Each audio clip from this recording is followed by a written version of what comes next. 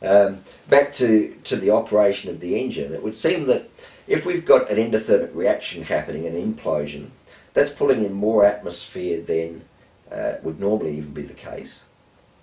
When the piston approaches the top, there's a release of energy from that implosion, and I really don't know through what process, but an explosion definitely takes place. So we have the implosion at the bottom of the, or halfway up the stroke, somewhere around top dead centre, without a secondary spark. There's definitely an explosion that is visible in watching the engine run, the flywheel, at low revs. It's also consistent with the fact that we still get exhaust noise. If we were running purely an implosion, it's unlikely we'd get any exhaust noise. Yep. Although it's fair to say there's a great reduction in the noise of the engine. It is a lot quieter running on a cell than it would be on petrol. That could be explained by the fact that the explosion component is of a shorter duration than a normal petrol explosion. Most of the noise that we hear from a four-stroke engine's exhaust is in fact the exhaust valve opening when there's still pressure there, and that comes out through the valve and the exhaust and so on.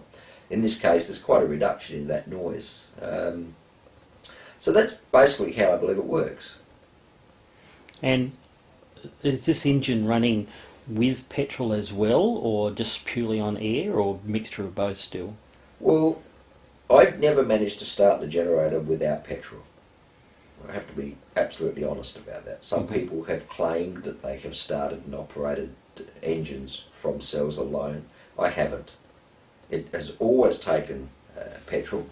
Having said that, it's a pull start, and there's a limit to how many times you can pull that string in trying to get it going. So I'm quite happy with the idea of putting a little bit of petrol in a much smaller than normal tank, and getting the engine running. Now I know exactly how long it'll run for with the petrol turned off, and there is little doubt that I've ran for much longer than that is possible.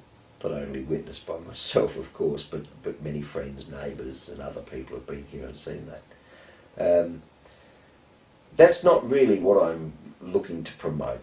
It's only fair to say that it's a very new science. It certainly isn't perfected. Anyone building a cell and going down this avenue would be foolish to believe they're going to build the cell, start the generator, it'll run forever. We're not there yet. We're getting closer. With some of the formulas and methods of communicating, we're now in a position to further the science by exchanging what information we're learning as we go. And so you've been able to develop a working model and demonstrate that it works. Where are you moving to from there? I think at this stage it's a case of refining what I have established. The formulas seem to be consistent and working. There are certainly atmospheric effects on the motor. I haven't yet proven conclusively, but I find it almost uncanny that I can never get the thing to run when it's raining. Now, it's not outside, it's inside. But there's certainly effects of humidity on the engine. So one of my directions is to look at the condition or conditioning of atmosphere as it goes in. As far as the cell's construction itself, we are exploring with the idea of laminating different metals so that we can obtain greater mass for the energy to go through, while still having the stainless steel containers.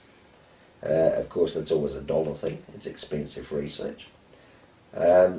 Another component that I would like to research is the concepts of incorporating a cell within a motor instead of being a separate device that's hooked to the motor. The idea of actually incorporating the generation of the hydrogen deuteriums within the water cooling confinements of the engine. Again, something we're working on.